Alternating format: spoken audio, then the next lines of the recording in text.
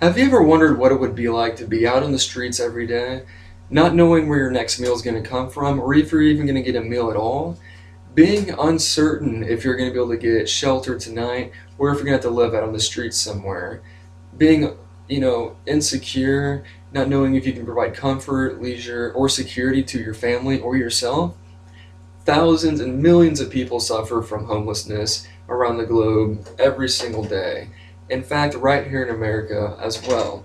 And according to the U.S. Department of Housing and Urban Development, nearly 600,000 people in America today are in fact homeless. And most of those people are experiencing those same lifestyles that I just mentioned. Now, it may be something to go up and generously give these people, some spare change, a few extra bucks, or even a free meal. But what if you really wanted to make a difference in these people's lives? What if you really wanted to secure a brighter future for these people? Luckily, there are numerous nonprofit and charity organizations such as Goodwill that are striving to do just that. Now, there are three main things that I'd like to talk about today.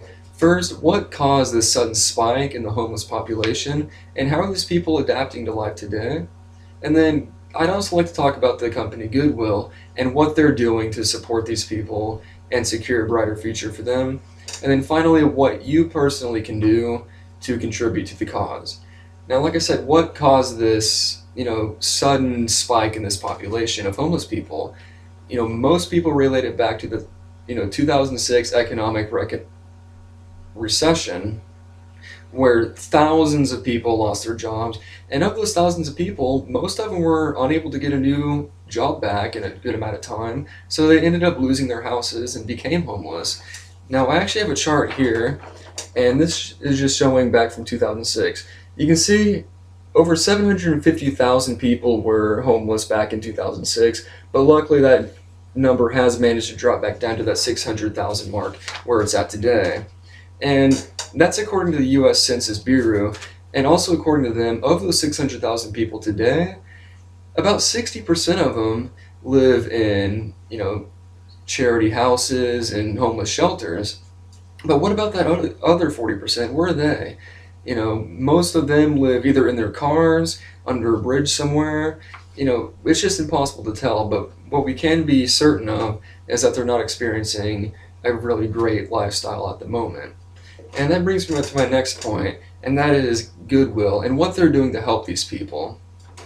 For over 100 years, Goodwill has been not only providing shelter, clothes, and support to these people, but they've also been establishing and helping them get jobs and providing security for them as well. And according to Forbes magazine, Goodwill was actually ranked 7th on their favorite nonprofit organizations around the globe. And like I said, that's because although they help these people in poverty, although they are for the most part broke, they don't have enough money. There are 2,600 Goodwill outlet stores around America today that are actually providing very, very affordable and cheap clothes, utilities, toys, and as on top of that, like free food and everything to these people so that they can make a relatively decent lifestyle on top of that. And then on top of all these things, they're accredited for hiring veterans, gays, bisexuals, and they're just helping with the minorities and helping establish as much as they can for these people, helping establish a great and brighter future for them. And then finally, the third thing I'd like to talk about is how can you personally get involved? How can you help these people through the likes of Goodwill? Biggest thing that comes to mind is just donate. If you have any kind of spare clothes in your closet that you haven't worn in 3 years and you don't know what to do with it, go drop it off at, not only Goodyear, but any local organization or non-charity that will take those clothes and donate it to someone else. If you have any, childhood toys or furniture or books or anything like that that you don't use anymore, go give it to someone that's in need. And then the biggest thing that you can also do is volunteer. And that is the biggest contribution that anyone can do today for these people. Like I said, there are countless volunteer opportunities to help these people around. There's a Goodwill store here in Joplin. There are Goodwill stores all over the place. Just go in for a few hours, help these people, cook some food or something for them, and not only is that going to secure a brighter future for them, but also for yourself. Volunteer work does look phenomenal on a resume, and it's also great for morale.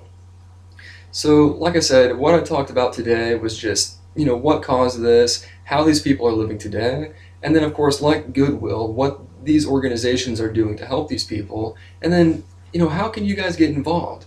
And like I said, a little bit of help can go a very, very long way. I believe that if more and more people help, that 600,000 mark is going to gradually drop down and hopefully get as close to zero as possible. So go out today, go donate, go volunteer somewhere, and make a difference in these people's lives. Thank you very much.